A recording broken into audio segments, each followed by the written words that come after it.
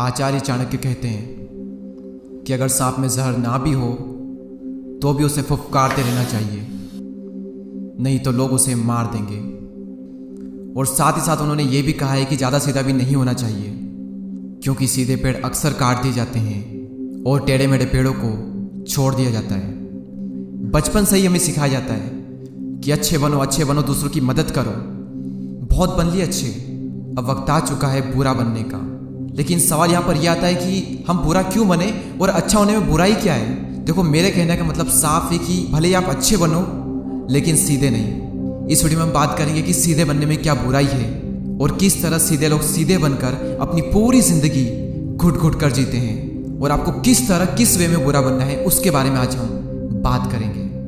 Number 1, अच्छे लोग चाहे कुछ भी हो जाए लड़ाई झगड़े से हमेशा दूर रहेंगे। एग्जाम्पल के लिए आप किसी होटल में गए और होटल वालों ने आपको कैसा भी तला गला जला खाना कुछ तो भी दे दिया, तो आप उसे चुपचाप खा लोगे।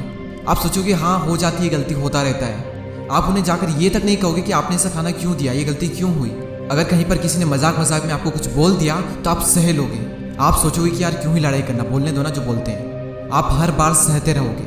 अगर तुम्हारे साथ कुछ भी गलत हो रहा है तो अच्छे मत बनो, बल्कि बुरे बनकर अपने हक के लिए लड़ो। नंबर 2, अच्छे या फिर सीधे लोग हमेशा दूसरों के लिए अवेलेबल होते हैं और हमेशा दूसरों की हेल्प करते हैं। देखो, जो लोग हमेशा अवेलेबल रहते हैं ना, उनको ये बात समझ लेनी चाहिए कि लोहे और सोने की वैल्यू में बस इसलिए डिफरेंस है कि लोहा बहुत ज़्यादा मात्रा में अवेलेबल होता है, इसलिए उसकी वैल्यू इतनी कम है, और सोना बहुत कम मात्रा में अवेलेबल है, इसलिए उसकी वैल्यू बहुत ज़्यादा है। जब आप अवेलेबल नहीं रहोगे ना, तो लोग हो सकता है कि आपको बुरा माने। जब आप लोगों के लिए अवेलेबल रहोगे तो हो सकता है कि लोग आपको फालतू भी समझें, और जब आप अवेलेबल नहीं रहोगे तो हो सकता है लोग आपको मतलब ही समझें, आपको बुरा मानेंगे। तो दोनों ही कंडीशन में आपकी वैल्यू कम हुई ना। बल्कि जब आप अवेलेबल नहीं रहोगे तो हो सकता है कि सामने वाला ये सोचे कि यार ये बंदा वाकई में अपने करियर को लेकर सीरियस है, अपनी लाइफ को लेकर सीरियस है, उसकी अपनी एक वैल्यू है, उसने अपना एक स्टैंडर्ड बना करके रखा है। ज़्यादा अवेलेबल रहोगे तो वैल्यू कम होनी ही होनी है। तो खुद का एक स्टैंडर्ड डिसाइड करो और हमेशा अवेलेबल मत रहो। दूसरों की हेल्प करो लेकिन खुद को भी प्रायोरिटी दो। मेरे ट्यूशन टीचर और मेरे वन ऑफ द फेवरेट वो एक बात कहते थे कि भगवान भला सबका कर पर प्रारंभ मुझसे कर। इंग्लिश में एक बहुत ही कमाल का कोट है, मैं आपको हिंदी में बता देता हूँ कि जैसे जैसे आप बड़े होते जाते हो आपको ये पता चलता है कि आपके 2 हाथ हैं। एक हाथ खुद की मदद करने के लिए और दूसरा हाथ दूसरों की मदद करने के लिए। नंबर 3, सीधे लोग दूसरों की हर बात में हाँ हाँ करते हैं, हर बात पर एग्री कर जाते हैं, भले ही उनको वो सही नहीं लग रहा हो, क्योंकि वो ना बोलना नहीं जानते। हर बात में वो सहमत हो जाते हैं। उनको लगता है कि अगर वो कुछ अलग बोलेंगे, कुछ ना बोलेंगे तो लोग उन्हें स्टूपिड समझेंगे। तो ऐसी कंडीशन में उनकी इमेज बन जाती है उस तोते की जैसी, जो एक ही बात को रिपीट करता जाता है। देखो, ना बोलना सीखो। अगर आपको लगता है कि यार ये सही नहीं है तो आप उन्हें बोलो।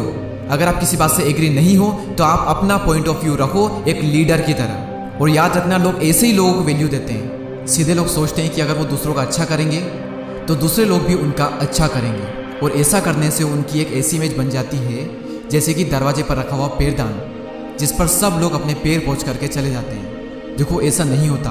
लोगों की हेल्प करो लेकिन बदले में आप ये कभी भी एक्सपेक्ट मत करो कि बदले में लोग भी आपकी हेल्प करेंगे। नंबर 5, अच्छे लोग अपनी कमजोरी को दूसरों को बता देते हैं। भूल कर भी अपनी कमजोरी किसी को भी मत बताना, क्योंकि शायद ये आपके विनाश का कारण बन सकती है।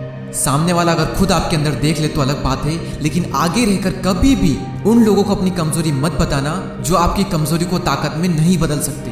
अपनी कमजोरी सिर्फ उन्हीं लोगों को बताओ जो एक्चुअल में आपकी कमजोरी को आपकी ताकत बना सकते हैं, जो उस फील्ड में एक्सपर्ट है। अगर नहीं है expert, then keep it secret. इसलिए इस बात को समझो कि मैं आपको बुरा बनने के लिए नहीं कह रहा हूँ, मैं आपको कह रहा हूँ कि आप सीधे मत बनो।